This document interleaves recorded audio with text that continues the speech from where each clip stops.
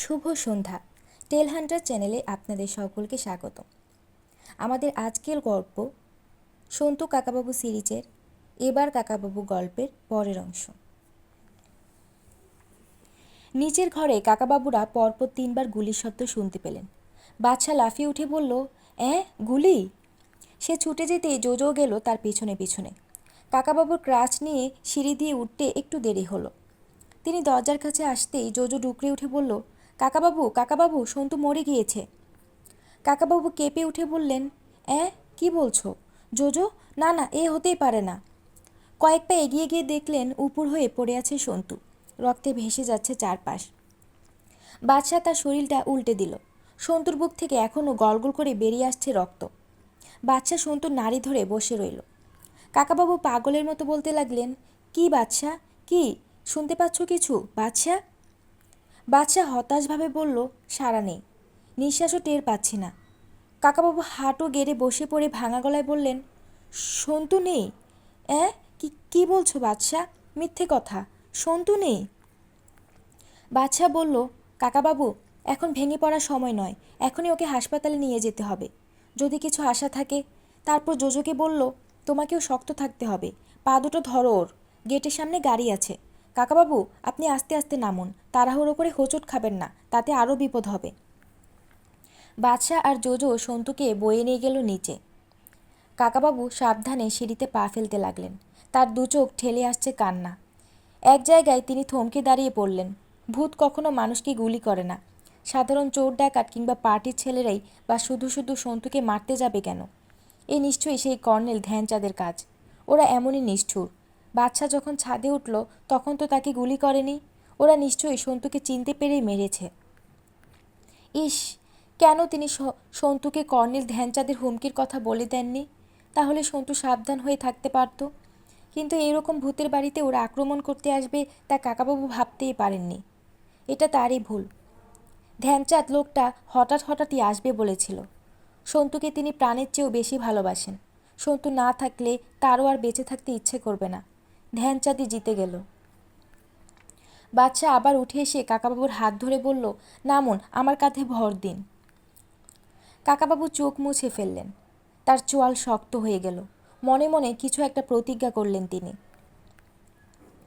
শিমুলতলায় একজন ডাক্তার বাদশার বন্ধু। প্রথমে তাকে ঘুম থেকে ডেকে তোলা হলো।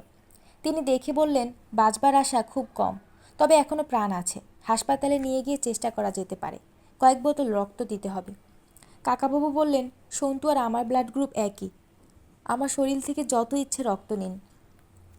ডাক্তারটি বললেন, সেসব ব্যবস্থা তো এখানে নেই, জসিদে নিয়ে যেতে হবে, কিংবা দেওঘর, যত তাড়াতাড়ি সম্ভব।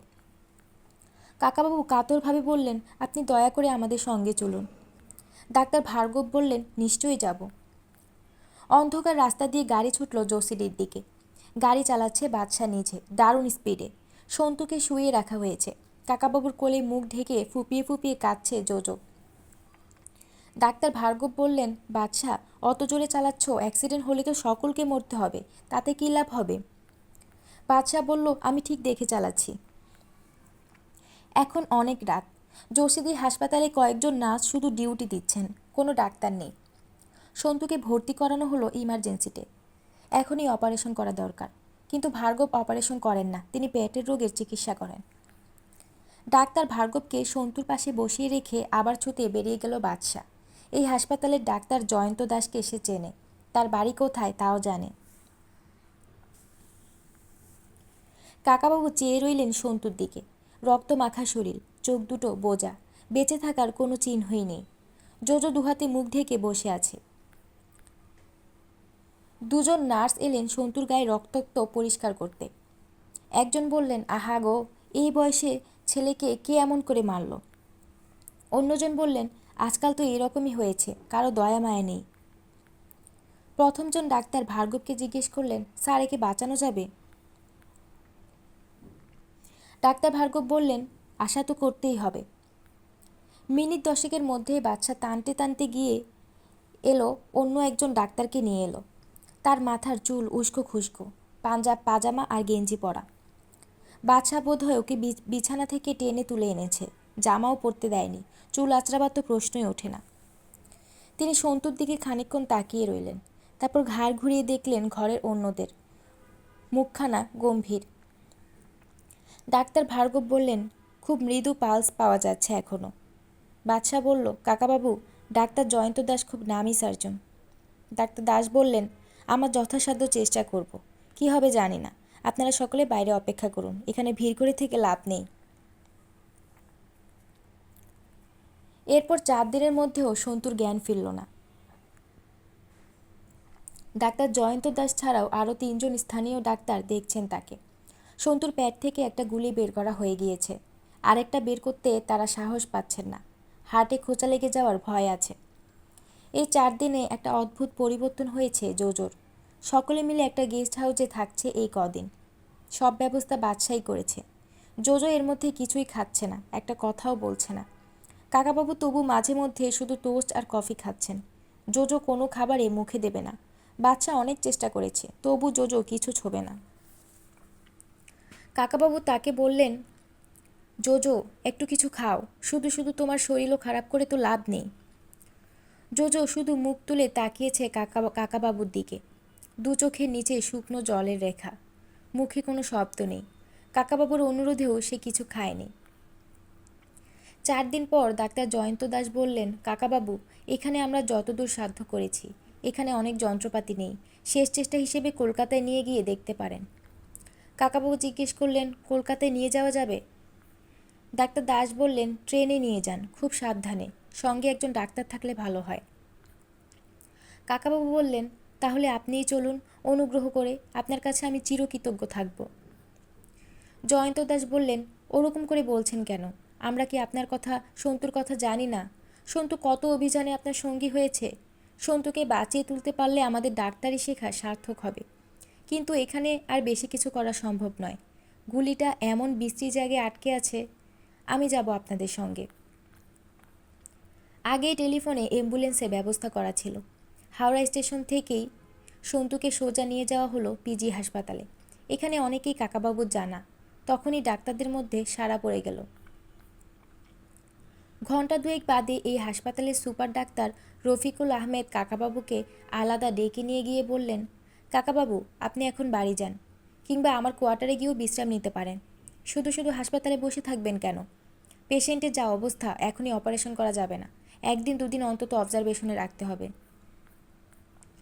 কাকাবাবু বললেন, রফিকুল, একটা সত্যি কথা বলো তো, সন্তুর বেঁচে থাকার চান্স কতখানি? ডাক্তার আহমেদ বললেন, সত্যি কথাই তো বলতে হবে। 5 জন ডাক্তারকে নিয়ে একটা মেডিকেল বোর্ড তৈরি করা হয়েছে, অবশ্য আনঅফিসিয়ালি। এর চেয়ে ভালো চিকিৎসা আর এদেশে সম্ভব নয়। কিন্তু কাকাবাবু, খুবই দুঃখের কথা, এখনও পর্যন্ত সন্তুর যা কন্ডিশন, তাতে ওর বাচ্চার সম্ভাবনাই 90%। একটুক্ষণ চুপ করে থেকে কাকাবাবু বললেন, তাও তো এখনও 10% আশা আছে, তাই না? ডাক্তার আহমেদ বললেন, তা ঠিক। কাকাবাবু বললেন, আমি আশাবাদী। তোমরা শেষ চেষ্টা করো। হাসপাতাল থেকে বেরিয়ে কাকাবাবু একটা ট্যাক্সি নিলেন। সঙ্গে জোজো, সে এখনও কথা বলছে না।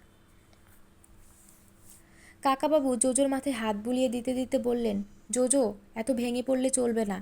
ডাক্তাররা বলেছেন এখনও আশা আছে। আমরা আশা রাখব। তার জোরেই সন্তুকে বাঁচিয়ে তুলতে হবে। জোজোকে বাড়িতে নামিয়ে দিয়ে কাকাবাবু ট্যাক্সিটা ঘোরাতে বললেন। এই কদিন অন্য কিছু চিন্তা করার সময় পাননি। এখন তার মনে পড়ল সেই কর্নেল ধ্যানচাঁদের কথা। সে নিজেই সন্তুকে গুলি করেছিল, না কোনো খুনিকে পাঠিয়েছিল? ওরা নিশ্চয়ই এখনও তাকে অনুসরণ করছে। এই ট্যাক্সির পিছনে ওদের গাড়ি আছে। ধ্যানচাঁদ বলেছিল সে দিল্লি ফিরে যাবে। সেটা বাজে কথা। লড়াইটা 6 মাস চলার কথা। সে প্রথম দিনেই আঘাত হানতে এসেছিল। হঠাৎ কাকাবাবু একটা অদ্ভুত কাজ করলেন। ট্যাক্সিটা ময়দানের মধ্যে দিয়ে আসছে। রেড রোডের কাছে এসে তিনি ড্রাইভারকে বললেন, এখানে থামাও। ট্যাক্সি ড্রাইভার বেশ অবাক। সে জিজ্ঞেস করলো, আপনি এখানে নামবেন এই অন্ধকারের মধ্যে? কাকাবাবু বললেন, হ্যাঁ, এখানে আমার দরকার আছে। তিনি ভাড়া মিটিয়ে দিলেন।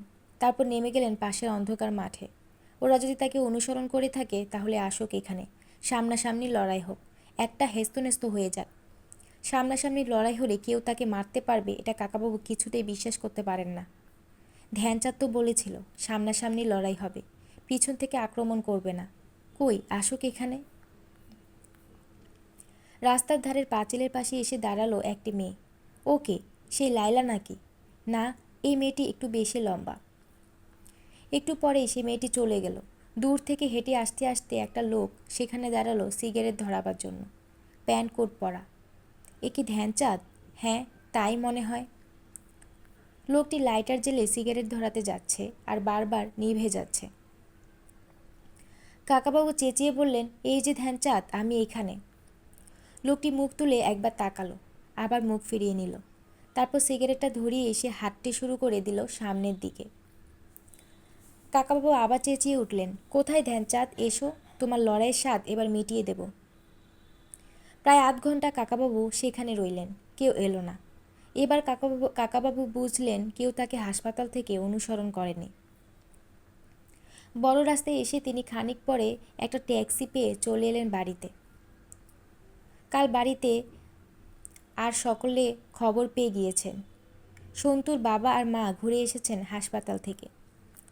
কাকাবাবু একতলায় বসবার ঘরে সন্তুর বাবার সামনে বসে পড়ে তার হাঁটু চেপে ধরে বললেন, দাদা, আমার ক্ষমা চাইবারও মুখ নেই।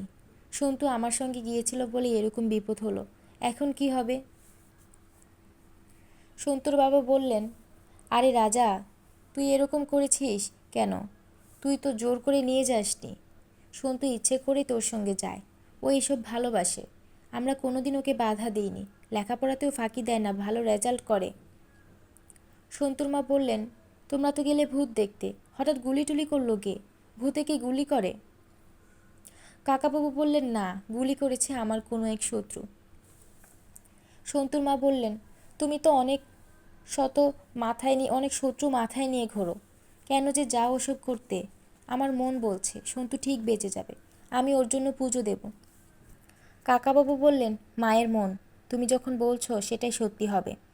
আমাদের সকলের ইচ্ছে শক্তি সন্তুকে বাঁচিয়ে তুলবে। এরপর দিনের পর দিন চলল, যাকে বলে জমে মানুষের লড়াই।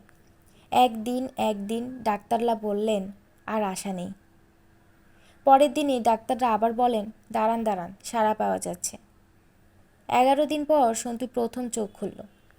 ডাক্তার আহমেদ এসে কাকাবাবুকে সেই খবর দিয়ে বললেন, এখনও আপনারা ভিতরে যেতে পারবেন না, পেশেন্ট কথা বলার অবস্থায় নেই। আর একটা কথা আপনাকে জানিয়ে রাখছি কাকাবাবু, সন্তু চোখ মেলেছে বলেই খুব বেশি কিছু আশা করবেন না।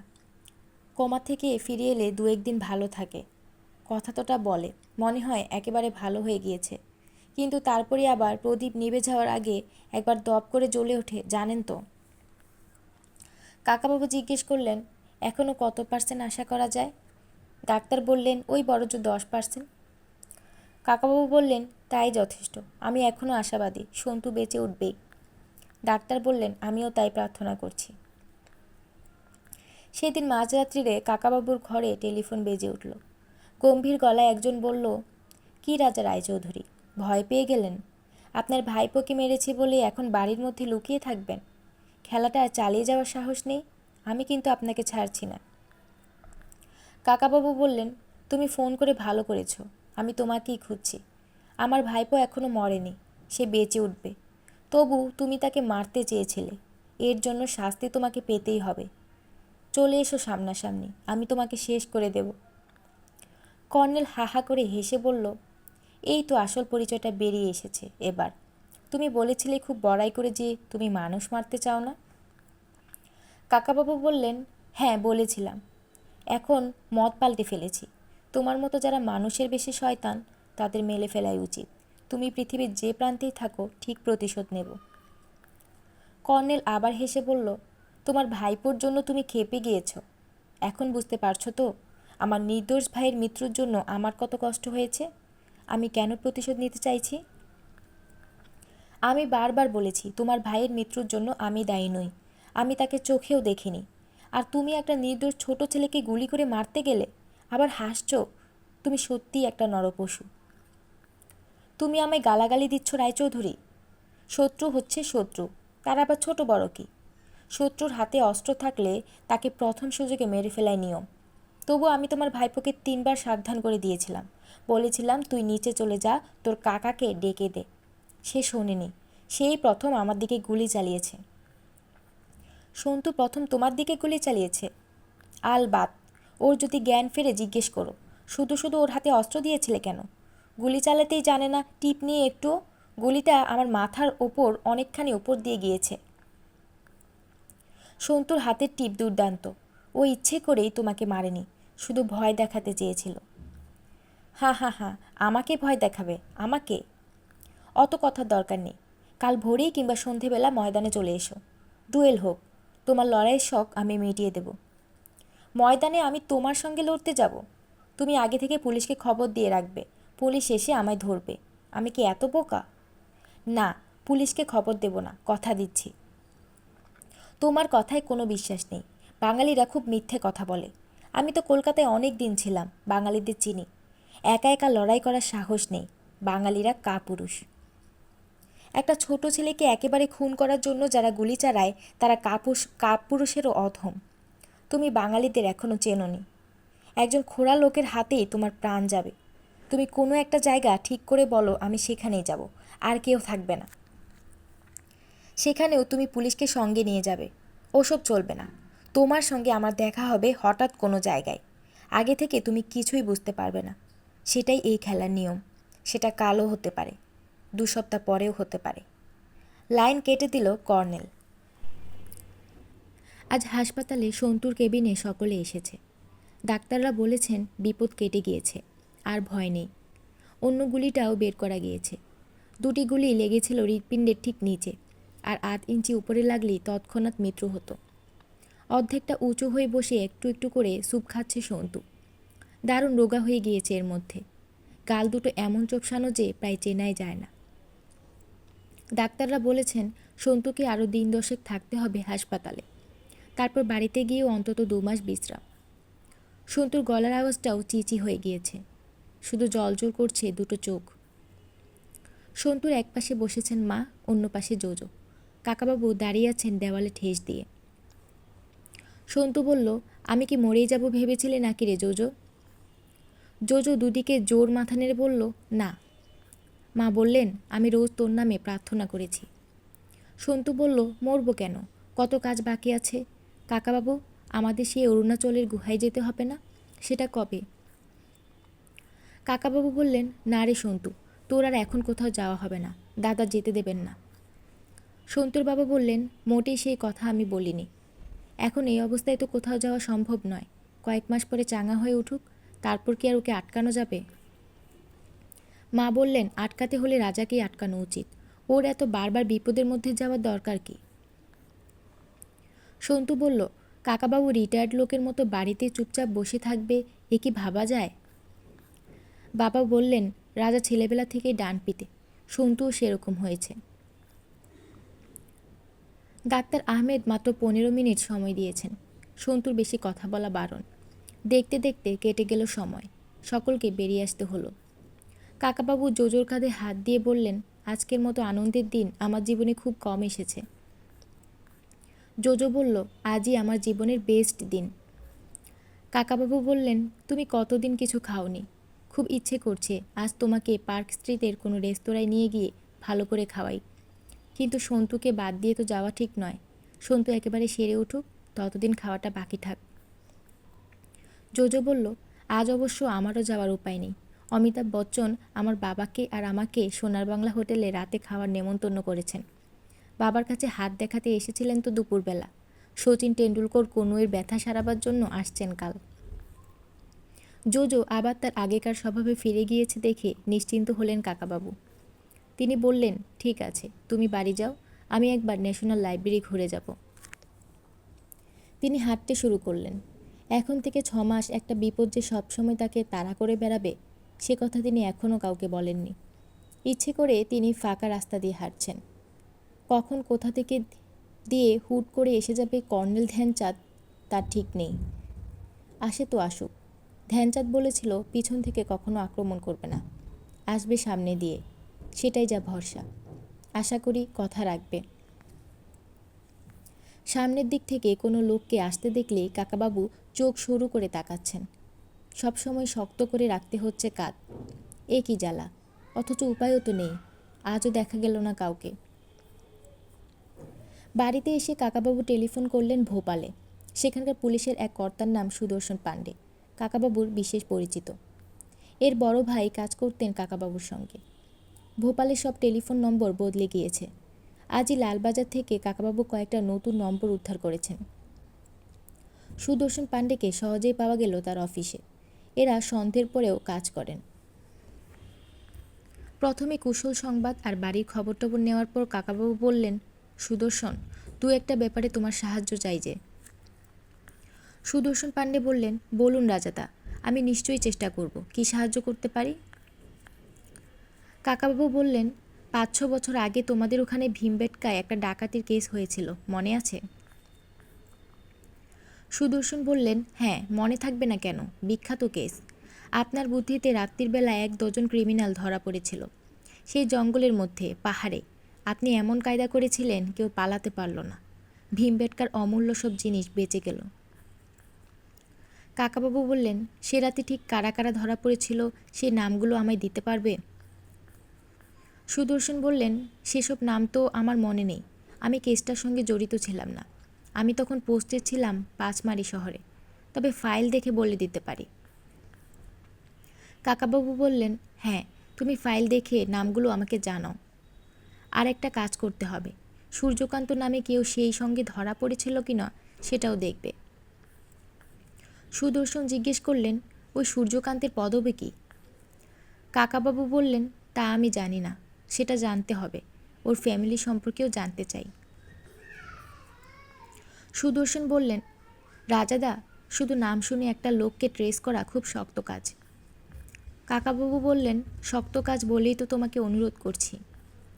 সুদর্শন জিজ্ঞেস করলেন, কি করে সে লোকটি? কাকাবাবু বললেন, সে বেঁচে নেই, 5-6 বছর আগে মারা গিয়েছে। সেই রাতে সম্ভবত ভীমবেটকায় উপস্থিত ছিল। সে হিস্ট্রি নিয়ে শখের চর্চা করত। খুব সম্ভবত সূর্যকান্ত নামে সে পত্রপত্রিকায় 2-একটা লেখাও বের করেছিল। তুমি হিস্ট্রির কোনো পণ্ডিতের কাছে খোঁজ নাও, তিনি হয়তো চিনতে পারবেন।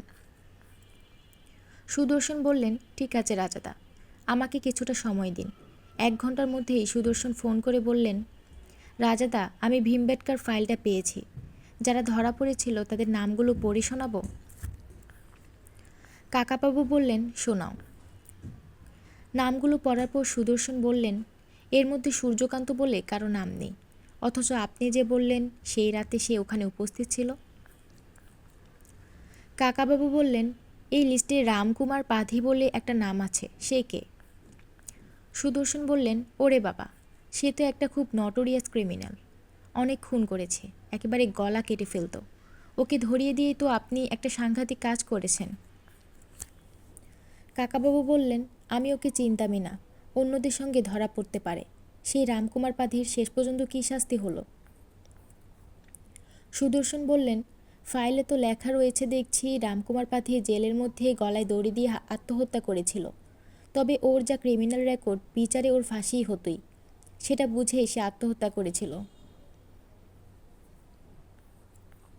কাকাবাবু বললেন, সুদর্শন, গত মাসের খবরের কাগজে একটা খবর বেরিয়েছে যে হিমাচল প্রদেশের মান্ডি শহরে এক সকালে চায়ের দোকানে একজন লোককে 3 জন আত্মীয় এসে গুলি করে খুন করে যায়। পুলিশ আইডেন্টিফাই করেছে যে ওই খুন হওয়া লোকটির নাম রামকুমার পাধি। সে একজন কুখ্যাত ক্রিমিনাল। এখন ভোপালের জেলে যে রামকুমার পাধি আত্মহত্যা করলো, আর 6 বছর পরে মান্ডিতে যে রামকুমার পাধি খুন হলো, তারা কি একই লোক না আলাদা? সুদর্শন বললেন, এই রে, ওটা হিমাচল প্রদেশের ব্যাপার, আমরা কিছুই জানি না। ঠিক আছে, আমি এটারও খোঁজ নিচ্ছি। কাকাবাবু জিজ্ঞেস করলেন, আর সূর্যকান্ত সম্পর্কে কিছু জানতে পারলে? সুদর্শন বললেন, সে তো আরও সময় লাগবে, এত তাড়াতাড়ি হবে না। কাকাবাবু বললেন, সুদর্শন, তোমার অনেক সময় নিচ্ছি, তোমাকে অনেক ধন্যবাদ। ওই সূর্যকান্তের ফ্যামিলির খবরটা জানা আমার খুব দরকার। হয়তো আমি ভোপালেও একবার আসবো শিগগিরই, আরেকবার ভীমবেটকা দেখতে যাব। সুদর্শন উৎসাহের সঙ্গে বলল, আসুন আসুন, চলে আসুন। শুধু একটু খবর দেবেন, আমি সব ব্যবস্থা করে রাখব। সন্তু বাড়ি ফিরে আসার দুদিন পর কাকাবাবু গেলেন শঙ্করপুর। সেখানে একটা গেস্ট হাউস বুক করা আছে।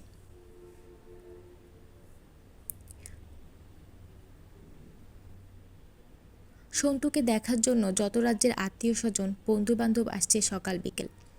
বাড়িতে সর্বক্ষণ ভিড়। সকলে একই গল্প শুনতে চায় বারবার। ভূতের বাড়িতে কে গুলি করেছিল সন্তুকে। গল্প বলার দায়িত্ব জোজোর। সে বানাতে বানাতে ঘটনাটা এত দূর নিয়ে গিয়েছে যে আসল ঘটনাটা আর চেনারই উপায় নেই। তার গল্পে ভূত আর ডাকাত মিলেমিশে যায়। সন্তুর গুলিতে 3টে ডাকাত আর 2টো ভূত ঘায়েল হওয়ার পর সন্তুর লিভার বালে গুলি ফুরিয়ে গিয়েছিল। ও আর গুলি ভরার সময় পায়নি। তার মধ্যেই একজন ওর বুকে আচমকা গুলি চালিয়ে দেয়। গুলি না ফুরালে সন্তুকে মারার সাধ্য ছিল না কারো। সন্তু বিছানায় আধা শোয়া হয়ে এইসব গল্প শুনে মিটিমিটি হাসে। সে জানে জোজোর গল্পের প্রতিবাদ করে কোনো লাভ নেই। কাকাবাবু কয়েকটা দিন নিরিবিলিতে কাটাতে চান সমুদ্রের ধারে। সঙ্গে কয়েকটা বই এনেছেন। সারাদিন বারান্দায় বসে পড়েন সে বই। বিকেলবেলা সমুদ্রের ধারে হাঁটতে যান।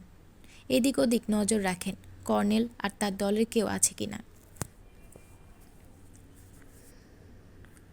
3 দিনের মধ্যেও তাদের কারো পাত্তা নেই। এই এক ঝামেলা। মারামারি যখন হবেই তখন চুকে গেলেই তো হয়। দিনের পর দিন অপেক্ষা করাটাই বিরক্তিকর। ওই কর্নেল লোকটা কোথায় কখন হুশ করে উদয় হবে তারও তো ঠিক নেই। কোথাও একা থাকতে চাইলেও তো একা থাকা যায় না। গেস্ট হাউসের পাশের ঘরটিতে আছে একটি বাঙালি পরিবার। বাবা মা, একটি 12 বছরের মেয়ে আর 7 বছরের ছেলে। এদের মধ্যে মেয়েটির নাম পূর্বা। সে কাকাবাবুকে চিনে ফেলেছে। নানা সাহেবের সিন্দুক রহস্য ধরে ফেলার পর কাকাবাবুর ছবি ছাপা হয়েছিল অনেক কাগজে। পূর্বা সেই ছবি কেটে রেখেছে। সবুজ দ্বীপের রাজা সিনেমাও দেখেছে টিভিতে। সে আর তার বাবা মাও প্রায় গল্প করতে আসেন কাকাবাবুর সঙ্গে।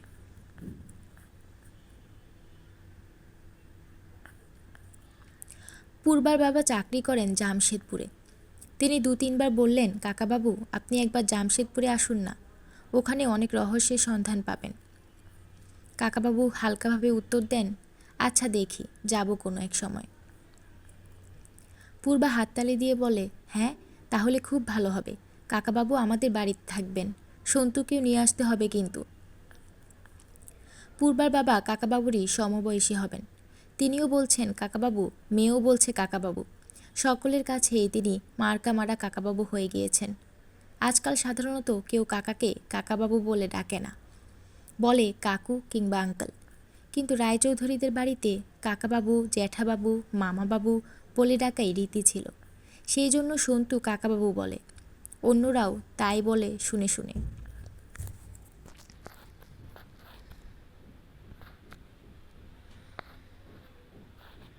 একদিন একটা পুলিশের গাড়ি থামলো সেখানে। বারান্দা থেকে দেখতে পেয়ে কাকাবাবুর ভ্রু কুঁচকে গেল। পুলিশ কেন এখানে? তার কাছে কেউ পাঠিয়েছে? মোবাইল ফোনে কথা হয় বাড়ির সঙ্গে। সন্তু ভালোই আছে, নিজে নিজে খাট থেকে নামতে পারে, কিন্তু এখনও তার হাঁটা নিষেধ। কাকাবাবু ধরে নিলেন পুলিশ এসেছে তার কাছে। আসলে তা নয়। একটু পরে পূর্বা এসে জানিয়ে গেল পুলিশ অফিসারটি তার মাস্তুতো জামাইবাবু। তিনি কাথি থানার ওসি। এমনি এসেছেন পূর্বাদের খবর নিতে। পূর্বা তাকে নিয়ে এলো কাকাবাবুর সঙ্গে আলাপ করাতে। লোকটির নাম রমেন দত্ত। তিনিও কাকাবাবুর নাম শুনেছেন, পায়ে হাত দিয়ে তাকে প্রণাম করলেন। কাকাবাবু মনে মনে ভাবলেন, এই রে, যদি কর্নেল ধ্যানচাঁদ কিংবা তার দলবল তার উপর নজর রেখে থাকে, তাহলে তারা নিশ্চয়ই মনে করবে কাকাবাবুই পুলিশ আনিয়েছেন। ভাববে তিনি ভয় পেয়েছেন, তাহলে আর এখানে থাকা হবে না। সেই দিন বিকেলে সমুদ্রের ধারে খানিকক্ষণ হেঁটে কাকাবাবু গেলেন ধীবরদের গ্রামের দিকে। এখানে একটা পুরনো কালের মন্দির আছে, ভাঙাচোরা অবস্থা, বিশেষ কেউ আসে না। মন্দিরের বাইরের দেওয়ালে কয়েকটা টেরাকোটার মূর্তি আছে। কাকাবাবু ভাবলেন মূর্তিগুলো দেখে আসবেন। আকাশে কালো মেঘ ঘনিয়ে এসেছে, খুব শিগগিরই বৃষ্টি নামবে। হাওয়া দিচ্ছে সনসন করে। মন্দিরটার পাশ দিয়েই একটা রাস্তা গিয়েছে। কাকাবাবু আগের দিনও এই রাস্তা দিয়ে হাঁটতে হাঁটতে এখানে একবার থেমেছিলেন, কিন্তু কাছে আসেননি। মন্দিরটার সামনেই দুধারে লাইন দিয়ে বসে আছে কয়েকজন ভিখিরি, সবাই বেশ বুড়ো। কাকাবাবুকে দেখেই সবাই বাবু দাও, কিছু দাও বলতে লাগলো। কাকাবাবু প্যান্টের পকেট থেকে মানিব্যাগটি বের করলেন। 50 টাকা, 100 টাকার নোটই বেশি, আর কিছু খুচরো পয়সা, আর কয়েকটা 2 টাকার নোট আছে। আজকাল ভিখিরিরা খুচরো পয়সা নিতে চায় না। তিনি 2 টাকার নোটগুলো দিতে লাগলেন এক একজনকে। একজন বলল, হায় ভগবান, সিফ দো রুপিয়া, এ বাবু 10 রুপিয়া দেও। কাকাবাবু বললেন, না না, হবে না, সকলকে সমান দিচ্ছি। বুড়িটি উঠে দাঁড়িয়ে কাকাবাবুর একটা হাত চেপে ধরল। কাকাবাবু চমকে উঠে বললেন, লায়লা, দারুণ মেকআপ দিয়ে বুড়ি সেজেছ, কিন্তু আমার চোখকে ফাঁকি দিতে পারবে না, ঠিক ধরেছি। লায়লা হেসে বলল, সত্যি দারুণ চোখ তো তোমার, দেখি দেখি, তাকাও আমার দিকে। লায়লার অন্য হাতে মুঠো করা কিছু ছিল, সেগুলো ছুঁড়ে দিল কাকাবাবুর চোখে। কাকাবাবু উহ করে উঠলেন। সঙ্গে সঙ্গে অন্য বুড়িগুলো খলখল করে হেসে উঠে দাঁড়ালো। তাদের হাতের শুকনো লঙ্কার গুঁড়ো ছুটতে লাগলো। লায়লা চেঁচিয়ে বলল, সবাই মিলে ওকে ধরো, বয়ে নিয়ে যাব। 5-6 জন মিলে কাকাবাবুকে জাপটে ধরলেও কাকাবাবু কোনো ক্রমে ছাড়িয়ে নিলেন নিজেকে। টলতে টলতে খানিকটা পিছিয়ে এসে চোখ খুললেন। তার চোখ টকটকে লাল। কাকাবাবু বললেন, আমি কিছু দেখতে পাচ্ছি না, কিন্তু অন্ধ লোকরাও লড়াই করতে পারে। কেউ আমার গায়ে হাত ছোঁয়াতে এলেই তার আঙুলগুলো কচু কাটা হবে। একটা ক্রাচ পড়ে গিয়েছে, অন্য ক্রাচটা তিনি ছাড়েননি। তার দুটো বোতাম টিপতেই একসঙ্গে বেরিয়ে এলো 6খানা লম্বা ছুরি। লায়লা অন্যদের বলল, সাবধান, কেউ কাছে যাবি না, 2-1টা পাথর নিয়ে আয় তো, পাথর ছুঁড়ে মারতে হবে ওর মাথায়। কিন্তু বালির জায়গা, পাথর পাবে কোথায়? মন্দিরের ভাঙা ইট খুঁজতে গিয়ে একজন বলে উঠল, এই পুলিশের গাড়ি। এমনি মেয়েগুলো সবাই দৌড়ে পালাতে শুরু করলো। ঘ্যাচ করে ব্রেক কষল একটা গাড়ি। জানলা দিয়ে মুখ বের করে রামেন দত্ত জিজ্ঞেস করলেন, কি কাকাবাবু, কিছু হয়েছে? কাকাবাবুর দু চোখে অসহ্য যন্ত্রণা হচ্ছে। কোনো ক্রমে তা সহ্য করে তিনি বললেন, না, কিছু হয়নি তো, এমনি দাঁড়িয়ে আছি। রামেন দত্ত আবার বললেন, গেস্ট হাউসে ফিরবেন? আমার গাড়িতে উঠুন না, আমি পৌঁছে দিচ্ছি। কাকাবাবু বললেন, তার দরকার নেই, তুমি এগো। এবারে লায়লারা নির্ঘাত ধরে নেবে পুলিশ এসে কাকাবাবুকে বাঁচালো, অথচ এটা কাকতালীয়। এই সময় হুড়মুড়িয়ে বৃষ্টি নামল। কাকাবাবু মুখটা তুললেন আকাশের দিকে। বৃষ্টির জলে তার চোখ চুরিয়ে গেল।